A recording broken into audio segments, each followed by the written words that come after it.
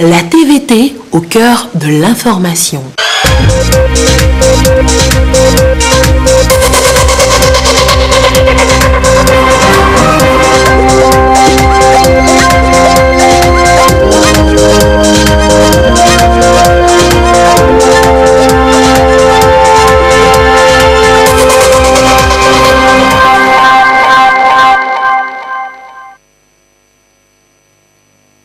Il est l'heure du journal sur la télévision togolaise. Madame, Monsieur, bonsoir. Et voici les titres de cette édition. La riposte au Covid-19 est une lutte commune. La presse togolaise joue elle aussi sa partition. Vous la découvrirez en début de ce journal. Des cours à distance. Le gouvernement togolais y pense. En cette période d'état d'urgence sanitaire, l'idée est mûrie pour permettre aux apprenants de ne pas désapprendre. Les détails de cette initiative dans cette édition. Et puis en cette période de crise à coronavirus, on ne rentre plus à la pharmacie comme on veut. Certaines règles sont à respecter, lesquelles vous les découvrirez dans ce journal. Voilà donc pour les titres. Et depuis l'apparition du coronavirus au Togo, la presse, toutes tendances confondues, se mobilise aux côtés des pouvoirs publics et du personnel soignant pour une lutte efficace contre la maladie. Qu'ils soient audiovisuels, écrits ou en ligne, les médias sont présents au front. Mais que font-ils concrètement? Quelle est leur partition? La contribution de la presse togolaise dans la lutte contre le Covid-19, c'est un dossier de Chaz Nambaga depuis Dapan. La presse togolaise, dans son ensemble, fait front commun contre le coronavirus. Aux côtés des pouvoirs publics et du personnel soignant, elle forme la deuxième ligne de défense dans la lutte contre la pandémie au Covid-19 au Togo. Elle s'illustre spécialement dans la sensibilisation, une démarche rendue obligatoire par la particularité de la maladie. Ici, c'est que nous devons sensibiliser les gens, mais en étant loin d'eux. C'est ça le paradoxe. Dans ces conditions-là, nous pensons quand même que ce qui peut rendre possible cette sensibilisation en étant loin, c'est uniquement les médias.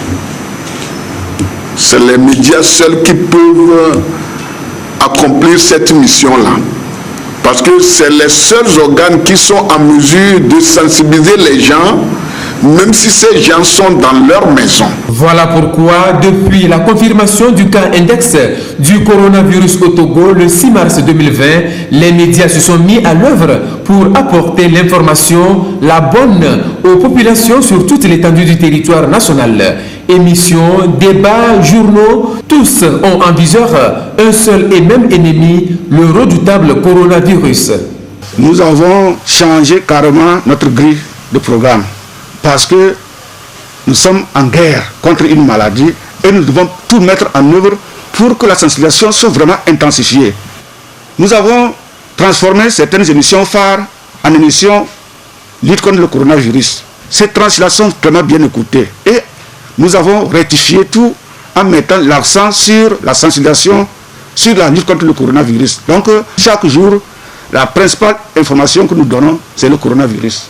La sensibilisation est plus même faite en langue pour pouvoir toucher les populations à la base. Nous demandons à nos partenaires, lorsqu'ils nous envoient des spots publicitaires en français ou lorsqu'ils nous font des spots publicitaires, soit sur place on essaie d'adapter les spots, ou soit on leur demande plutôt de nous envoyer des spots en langue, ce qui permettrait plutôt à nos parents, à la population à la base de mieux comprendre, bien de mieux prendre la mesure de la chose dans cette lutte contre le coronavirus. La sensibilisation en langue, elle est plus même importante compte tenu de notre auditoire. Les médias se sont fait également le relais des mesures prises par le gouvernement pour rompre la chaîne de contamination, mais aussi ont ouvert leurs antennes et mis leurs colonnes à la disposition des spécialistes du corps médical. C'est vrai que nous avons des activités qui sont organisées dans les centres de santé. Le peu de personnes qui viennent, on met l'accent sur la sensibilisation.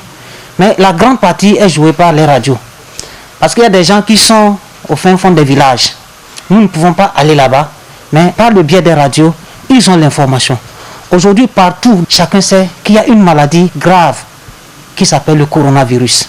Et donc, les gens ont écho de cela. Et par rapport aux mesures barrières qu'on divulgue sur les ondes de la radio, les gens vraiment mettent cela en pratique. Voilà pourquoi les médias sont les premiers à respecter ces mesures barrières, mais aussi d'autres dispositions spécifiques à leur métier. D'abord, il faut se laver les mains avant de rentrer à la radio. Lorsque vous arrivez juste à l'entrée de la radio, il y a un dispositif qui est mis en place. Vous vous lavez les mains. Lorsque vous arrivez au niveau également de la secrétaire, il y a le gel hydroalcoolique qui vous est administré dans vos mains. Vous vous lavez les mains, vous portez forcément votre cache-nez ou votre masque avant de commencer par évoquer la raison pour laquelle vous êtes là. Alors maintenant, au niveau de la technique, un tout petit peu lorsque vous rentrez à la radio elle-même, nous avons pris la décision de donner à chaque animateur un couvre-micro, une mousse qui doit forcément couvrir le micro lorsque l'animateur arrive et qu'il doit prendre sa tranche. Et au niveau également du clavier, où tout est désinfecté. Chaque animateur arrivé, avant de prendre sa tranche, désinfecte le clavier. Et tout ce qui est en contact avec quand même l'animateur doit être désinfecté avant que l'animateur ne prenne sa tranche. Et la difficulté que nous avons, c'est au niveau des invités qui, par moment, ont un peu peur d'arriver. Malgré les assurances que nous leur donnons, ils ont un peu peur d'arriver parce que bon, le mal existe toujours et est très très sensible.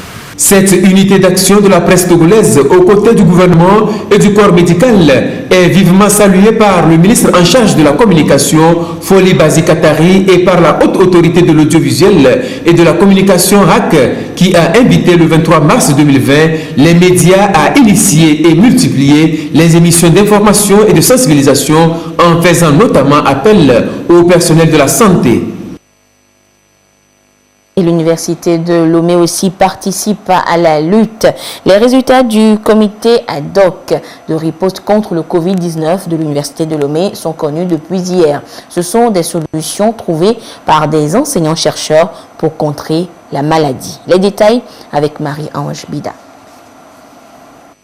La contribution de l'université de Lomé à la riposte contre le Covid-19 se concrétise.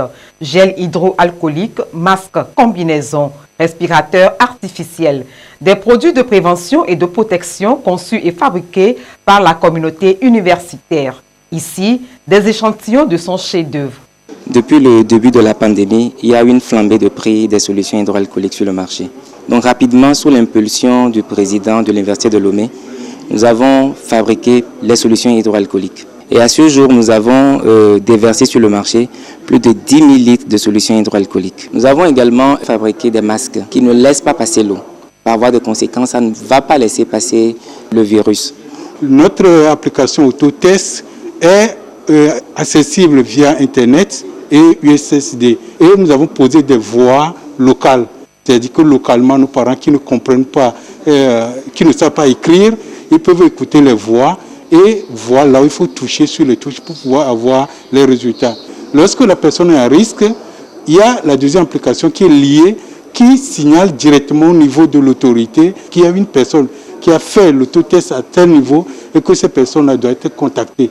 Le comité ad hoc de riposte mis en place se décline en des sous-commissions. L'une d'elles dédiée uniquement à la pharmacopée.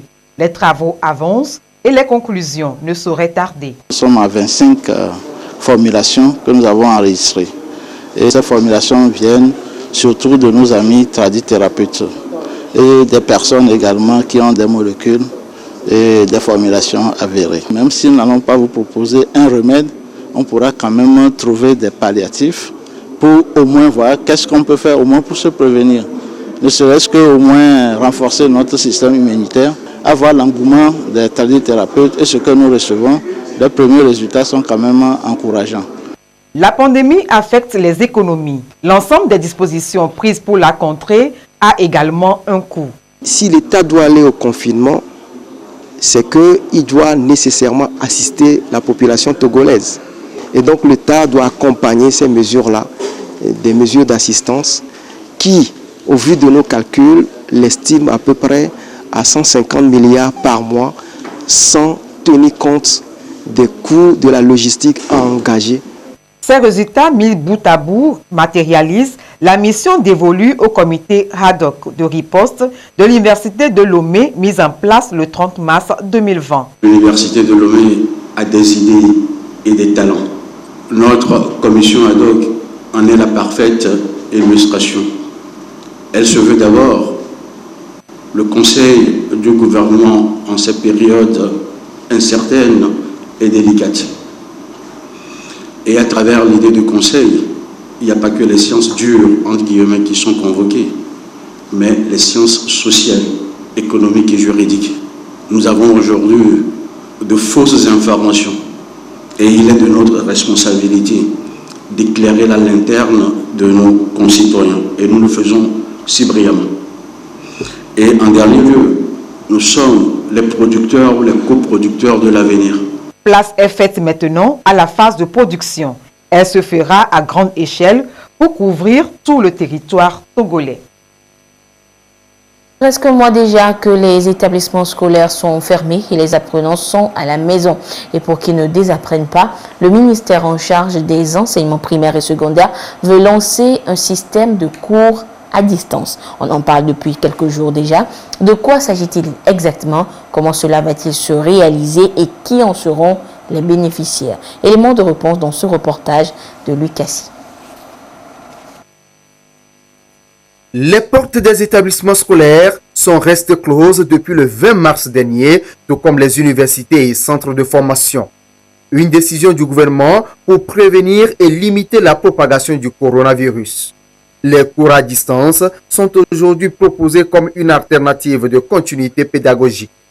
Il est question de réviser les leçons déjà reçues et de traiter des exercices via les canaux de communication pour les élèves en classe d'examen. À l'enseignement général, il s'agit des élèves de la classe de CM2 pour le cours primaire, des élèves de la classe de 3e pour le secondaire 1, les élèves de la classe de première, puisqu'ils ont aussi le bac 1 à passer, et les élèves de la classe de terminale.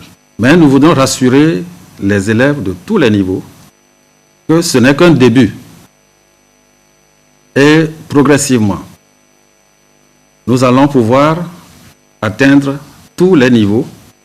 Il est question que nous puissions leur permettre d'être maintenus en situation d'apprentissage.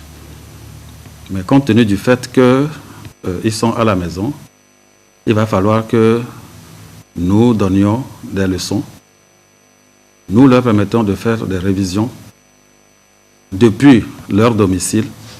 Nous voulons quand même exploiter cette approche par les réseaux sociaux pour que des applications puissent être mises à disposition pour permettre aux élèves de télécharger des enseignements, des cours, des rappels de cours, des exercices avec leur corrigé. Ce cours à distance va être animé à travers les radios, la télévision publique et privée. Mais nous n'occultons pas l'aspect Internet via des applications qu'on mettra à la disposition des élèves. Les enseignants sont identifiés par leurs inspecteurs, puisque c'est eux qui les connaissent mieux, ceux-là qui animent bien leur classe. Et tout ceci va se faire sous la supervision des directeurs d'enseignement et les DRE, les directeurs régionaux de l'éducation. Nous disons que les éléments de cours qui seront mis en place par ces enseignants chevronnés vont constituer en même temps des supports que les développeurs d'applications qui sont à notre disposition vont exploiter pour la mise en ligne de ces cours-là au profit des élèves qui auront la possibilité d'aller sur des plateformes. Les modules retenus pour ces rappels de cours sont déjà conçus. C'est une équipe d'enseignants chevronnés qui a été constituée pour les dispenser. Même si l'initiative est louable, elle soulève des inquiétudes par rapport aux bénéficiaires qui résident dans les zones rurales. Le ministère en charge des enseignements primaires et secondaires lève l'équivoque. Nous ne sommes pas limités à l'utilisation des applications, étant donné qu'il y a une bonne proportion des élèves qui sont dans les milieux ruraux. C'est pour ça que nous avons pensé à l'utilisation de la télévision, la TVT, qui a quand même une côte assez large pour tout le pays. Mais en même temps, nous pensons que Même s'ils n'ont pas l'audiovisuel, des élèves, dans des fermes, peuvent avoir quand même l'audio, c'est-à-dire le son. C'est pour ça que nous avons pensé aux radios. Même s'ils n'ont pas le poste radio, sur les portables, je ne parle pas d'Android et autres, les portables tac-tac là aussi, et incorporer des systèmes de radio, les élèves peuvent disposer de ces radios-là pour pouvoir suivre ces cours qui vont passer en audio, ne serait-ce que ça, pour leur apprentissage. Ceux-là qui souffrent d'handicap visuel, par exemple, peuvent suivre les cours à la radio. Au moins, ils ont le son. Mais il y en a qui sont sourds et muets. Eh bien, à eux aussi, nous pensons que très rapidement, nous allons mettre en place la diffusion des cours en langage de signes, le langage gestuel. Les malentendants, les sourds et muets peuvent également suivre à la télé, quand ils voient l'enseignant, à côté de l'enseignant qui dispense les cours, il y a un autre qui signe concomitamment, ou bien simultanément avec cet enseignant en audiovisuel. 70 à 75% des programmes ont été déjà parcourus par les établissements scolaires avant leur fermeture, ce qui favorise la mise en œuvre de cette initiative. Des alternatives supplémentaires sont en train d'être pensées en cas de prolongement de la crise sanitaire actuelle. La crise du Covid-19, on en parle toujours et elle est le sujet de débats et d'émissions télé. Hier, par exemple, dans Santé d'abord, la directrice générale de l'Institut national d'assurance maladie INAM est revenue sur la disposition prise par le gouvernement de soutenir financièrement les populations vulnérables. Je vous propose quelques séquences de son intervention sur le programme Novici. Le Togo a pris des mesures. D'abord des mesures sanitaires, des mesures de comportement individuel, collectif, et toutes ces mesures dans leur mise en œuvre ont impacté socialement les populations. Il y a eu dans un premier temps les mesures liées à l'électricité, à l'eau et tout le reste. Après, toutes les mesures qui sont les conséquences des mesures collectives et individuelles qui ont été prises. Aujourd'hui, la dernière en date, Novici, qui a commencé depuis à peine 2 semaines, est un programme qui est destiné à apporter un soutien aux acteurs économiques, à la partie de la population qui subit un impact économique financier dû aux mesures qui ont été prises pour lutter contre la pandémie. On retrouve dans ce lot essentiellement des commerçants, des revendeuses, des chauffeurs de taxi, etc. Donc le programme Novici s'adresse à tout Togolais qui a plus de 18 ans, qui est majeur, parce que les mineurs sont pris en charge par leur famille, hommes et femmes indistinctement, et un homme et une femme d'un même foyer ont ont accès au programme avec une différence entre l'allocation qui est donnée à l'homme et celui de la femme. La femme reçoit 12 250 alors que l'homme reçoit 10 500. C'est ainsi que c'est prévu et nous avons eu à expliquer largement pourquoi cela, parce que la femme est au quotidien, elle gère toutes les contraintes et toutes les contingences de l'alimentation, de tous les petits besoins de la maison. Alors, 18 ans, adulte, majeur, homme ou femme, il faut faire partie d'une catégorie qui a été impactée. Et pour cela, il faut faire le numéro qui est dédié à cet effet. Ça se fait exclusivement par transfert monétaire, Flouz ou T-Money. Voilà. Et donc, il faut avoir son numéro de carte d'électeur. C'est avec ce numéro et le contrôle du métier, de la localisation et du profil du bénéficiaire qu'on arrive à valider. Aujourd'hui, à peine 2 semaines après le début de ce programme, il y a à peu près 2,4 milliards qui ont été distribués. juste un peu moins de 500 000 personnes. Et c'est des personnes de toutes les catégories. Alors, si je m'en référais à mon document, avec plus de précision, je peux vous dire que non seulement on a tous les quartiers, on a à peu près 140 000 revendeuses, 56 742 couturières, 34 000 ménagères, 30 000 coiffeuses, 23 000 commerçants, et 17 000 chauffeurs et bien d'autres catégories, on retrouvera forgerons, etc. Et tous ces gens-là sont identifiés sur la base des informations qu'ils ont données sur leur carte d'électeur. C'est eux qui ont communiqué ces informations et c'est justement l'authenticité de ces informations qui leur permet d'accéder aujourd'hui à un produit, à un programme social qui leur est destiné. Pourquoi la carte d'électeur? La carte d'électeur est la carte qui est aujourd'hui disponible que à peu près 3 600 000 Togolais ont, contrairement à la carte d'identité. C'est la seule carte également qui n'est disponible et utilisée que par des gens qui sont majeurs. Le programme est adressé aux gens qui ont plus de 18 ans.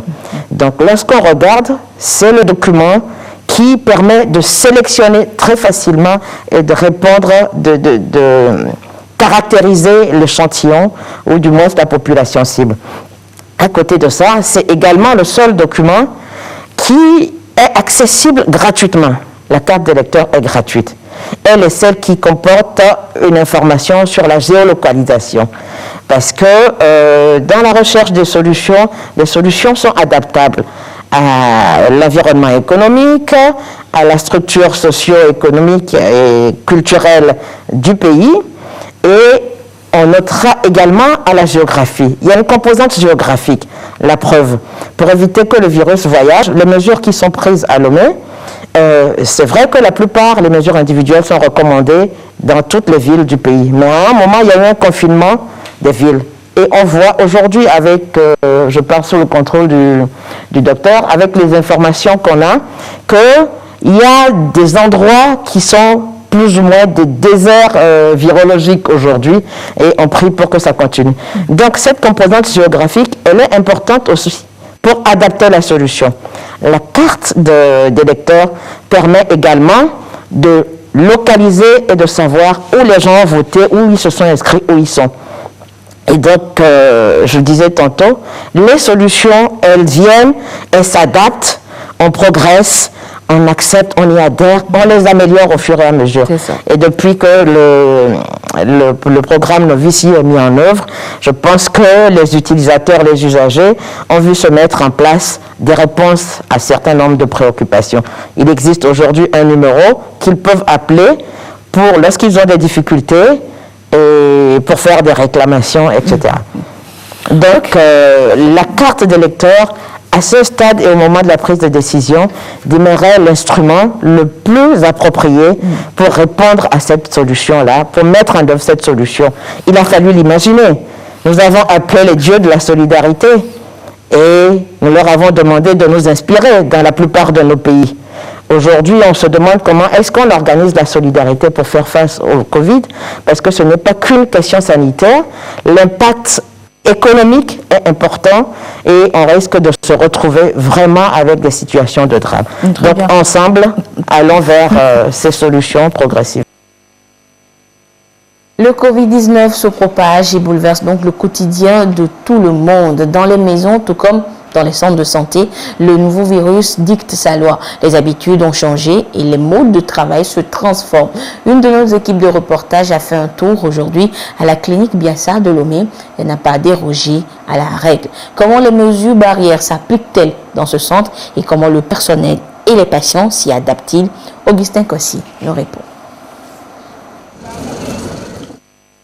Plus question d'accéder au hall de la clinique Biassa sans les gestes barrières.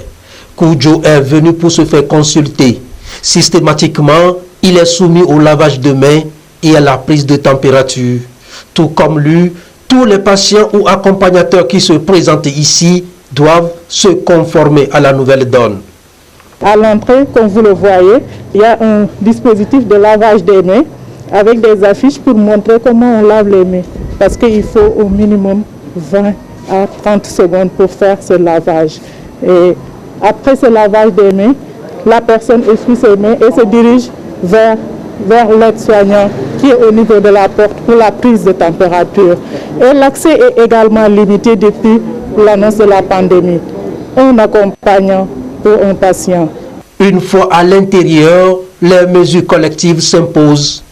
La distanciation sociale d'au moins 2 mètres, le port obligatoire des masques, des mesures prises pour protéger à la fois le personnel et les patients. Au niveau de l'accueil, il y a une distance pour respecter la distanciation sociale. Et tout le personnel, que ce soit le personnel de l'accueil, le personnel soignant, ont leur masque. Pour le personnel d'accueil, les gants ne sont pas trop indiqués. C'est le lavage des mains régulièrement et puis les gels hydroalcooliques. Parce que quand ils ont des gants, ils peuvent surinfecter les papiers, alors que là, on protège le personnel, mais également on veut protéger notre clientèle et patients. Les affiches sont un peu partout. Après la prise de la température, on a une fièvre ou bien des signes qui peuvent montrer un cas suspect. Cette personne est directement orientée vers la salle dédiée à cet effet. C'est tout le quotidien des hommes et femmes qui opèrent ici qui est bouleversé. Des rampes d'escalier, des poignées de portes et des interrupteurs régulièrement désinfectés. Dans cet ascenseur de 10 places qui mène à la direction, désormais, c'est 4 personnes qui peuvent l'emprunter. La distanciation sociale oblige. Et lorsqu'on est en présence d'un cas suspect, qui présente des signes qui font fortement penser au Covid-19, la fièvre, la toux, tout le personnel qui doit le recevoir doit s'habiller, doit avoir des équipements de protection individuelle adaptés, c'est-à-dire une surblouse, et là nous utilisons des casaques chirurgicales, avec un bonnet, avec des lunettes, avec une bavette, avec des chaussures adaptées et avec des gants. Nous prenons des mesures particulières pour pouvoir les isoler et faire les tests qu'il faut pour confirmer le diagnostic ou infirmer le diagnostic. Mais une fois que le diagnostic est confirmé, nous ne sommes pas un centre de traitement ici. Nous sommes obligés donc d'envoyer la personne au centre de référence qui est au CHR Lomé Commune pour que la personne soit prise en charge pour y recevoir les meilleurs soins. Lorsque la personne n'est pas confirmée positive, la personne est considérée comme tout patient normal et suit les soins normalement.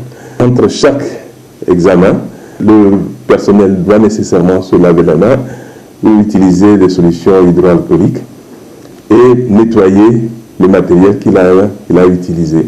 Pour mener à bien ce combat contre ce virus invisible qui tue, la clinique a instauré la téléconsultation ou consultation sur rendez-vous.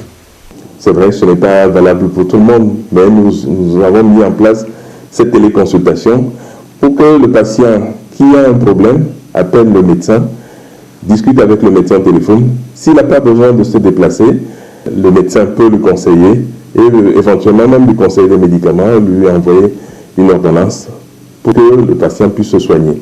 Ça évite que le patient se déplace et ça évite que le patient ne contamine les autres ou ne soit contaminé.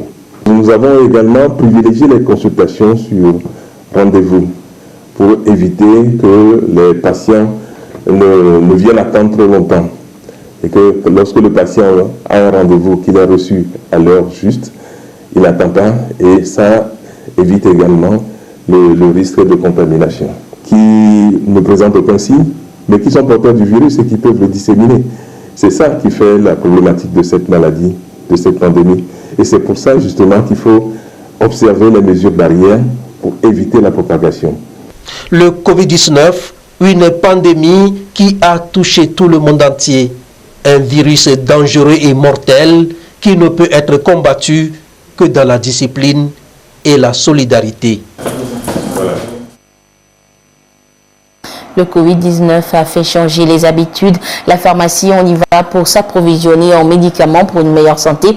Et bien, depuis l'apparition du coronavirus, on va toujours à la pharmacie, certes, mais plus de la même manière.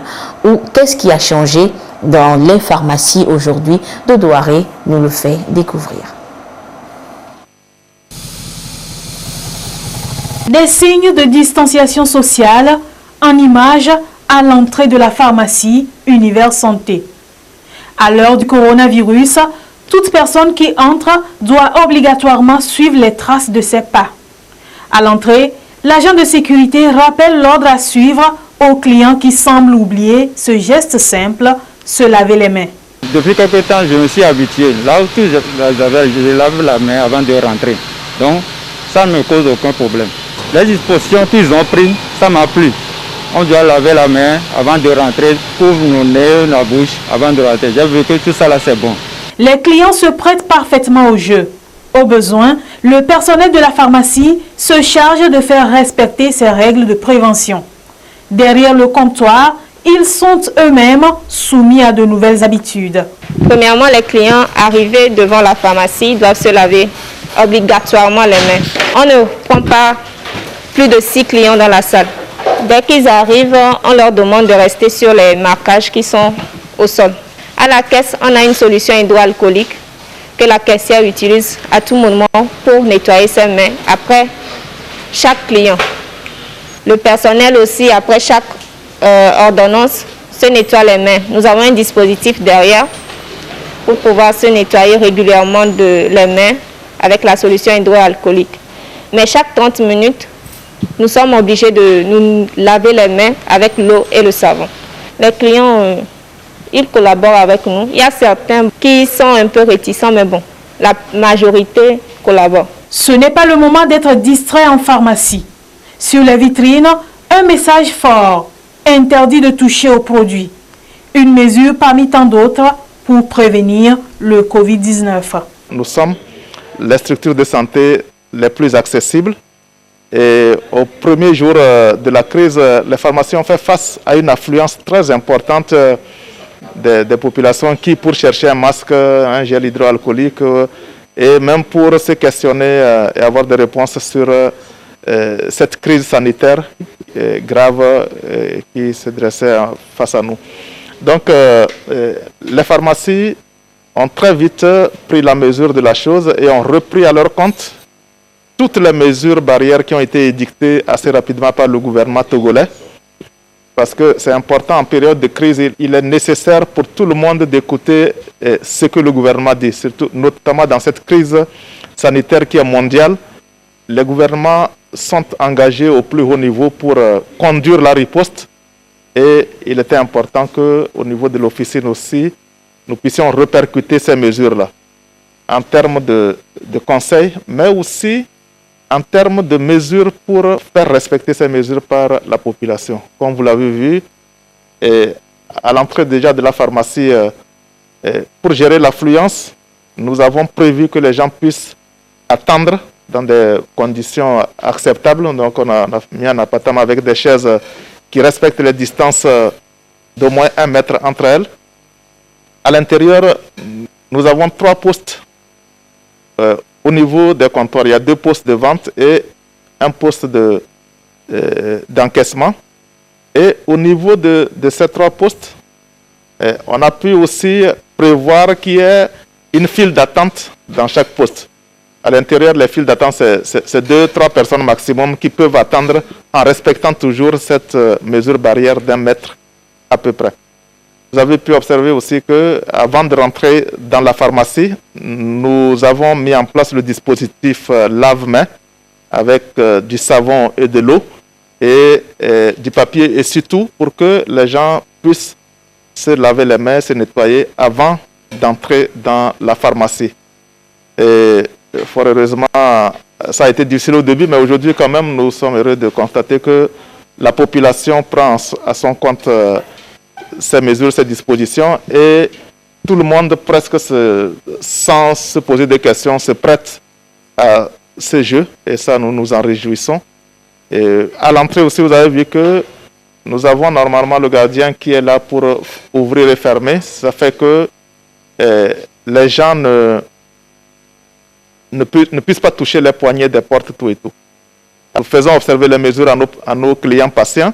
Mais aussi, il est important que le personnel observe les mêmes mesures barrières, d'une part pour se protéger aussi la population que nous servons. Vous avez vu les agents, ils sont tous, le port de masque a été obligatoire ici dès le début de la crise. Il faut savoir que ce qui a été mis en place ici, ça a été une recommandation du Conseil de l'Ordre national des pharmaciens du Togo. Et il a été très rapidement adressé une circulaire à tous les pharmaciens pour rappeler la nécessité de mettre en place les dispositifs qu'il faut pour faire respecter les mesures édictées par le gouvernement. Nous avons eu l'occasion de le rappeler à plusieurs reprises à travers aussi nos plateformes d'échange professionnels. Et donc, ce message est largement passé dans les pharmacies et toutes les pharmacies ont pris des mesures. Le respect scrupuleux des mesures barrières dans ces officines est d'une grande importance pour rompre avec la chaîne de contamination. Et demain, vous découvrirez donc les mesures mises en place dans d'autres officines de pharmacie. Le chef de l'État, Faure Issazimna Niazibi, assiste les populations du village de Couvent avec un important lot de vivres et de non-vivres pour les soutenir. C'est une population confinée pour cause de détection de cas de Covid-19 dans le village. Un don d'urgence. Le compte rendu avec Désiré à l'œil.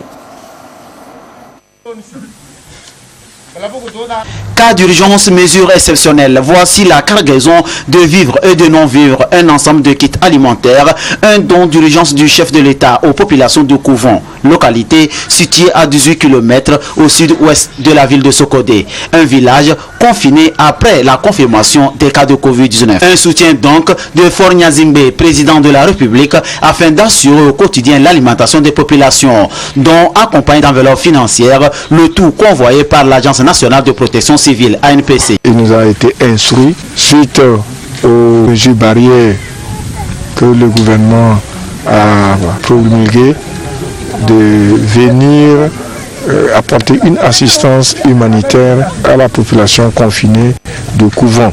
Vu que tous les déplacements sont interdits pour respecter les consignes, il était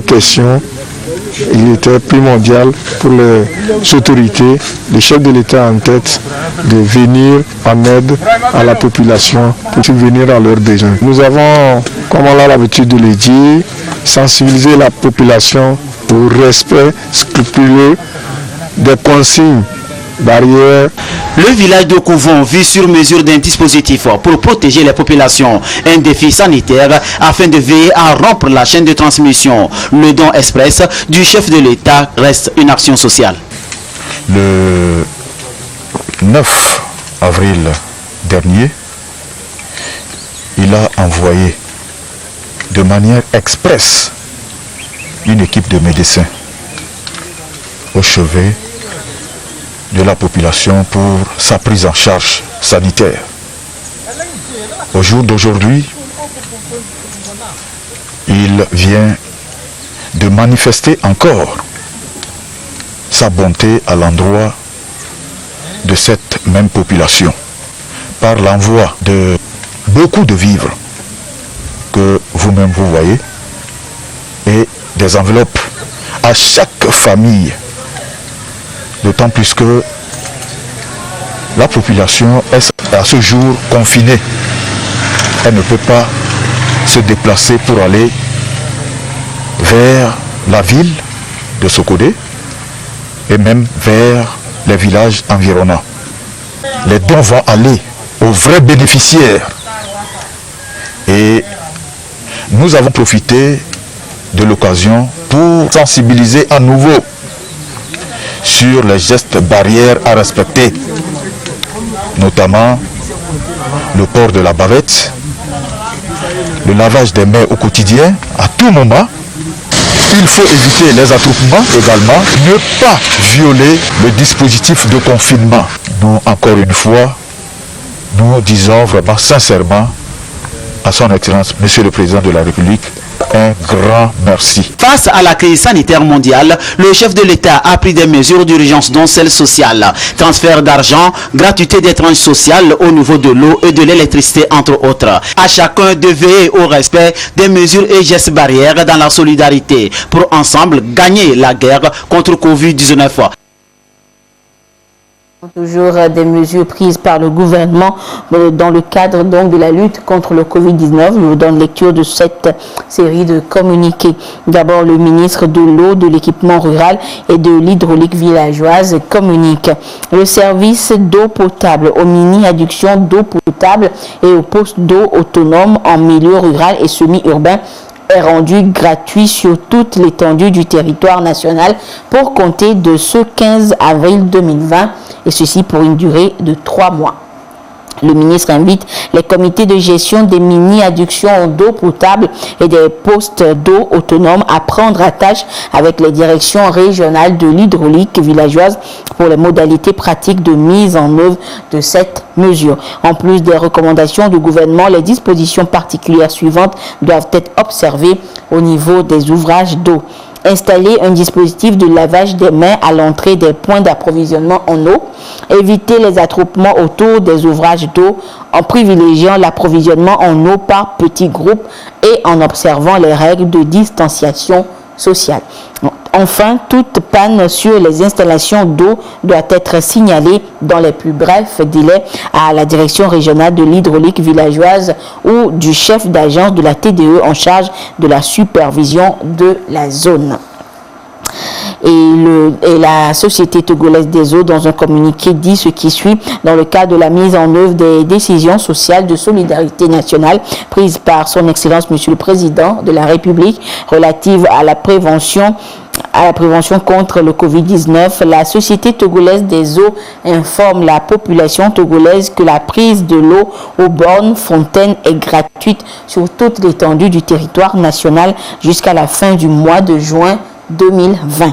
Les bornes fontaines s'ouvrent tous les jours de 7h à 17h, temps universel sans interruption. Par ailleurs, la TDE invite la population à la bonne gestion de l'eau, à éviter le gaspillage et au respect scrupuleux des gestes barrières et d'hygiène recommandés par les autorités sanitaires. Ensemble, préservons l'eau, source de vie.